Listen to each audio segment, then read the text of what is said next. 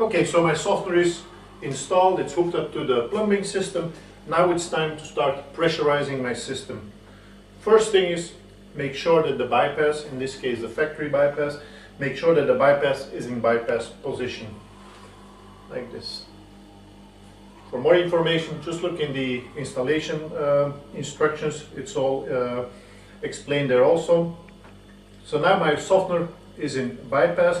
First thing I'm going to do now is, now I can open up my mains water supply again. Okay. Of course there's no water going to the water softener yet because the water softener is in bypass, but there will be air inside of the system, inside of the plumbing system. And what I want to do now is just open up a kitchen faucet somewhere downstream from the installation.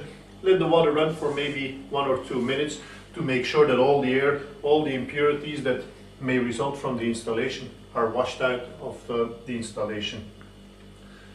Once that is done, now it's time to pressurize my water softener. First thing I'm going to do is I'm going to open up the inlet like this on the factory bypass.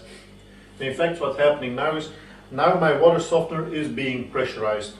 So now water is flowing into my water softener, but of course inside of the water softener, the pressure tank is completely filled up with air, so that air is being compressed at this moment because the water cannot go out.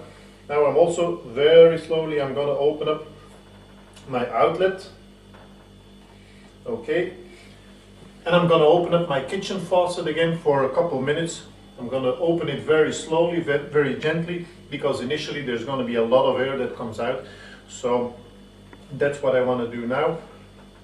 And once that is done, my system is pressurized and I can go to the next step, which is primarily I can program it. Now, before I program it, I'm going to put the cover back on. But before putting the cover back on, I'm just going to verify if there's nothing leaking, if there's none of my hydraulic connections are leaking. Everything is looking great, so perfect. I think I can now put the cover on, and then next step will be programming the electronic timer.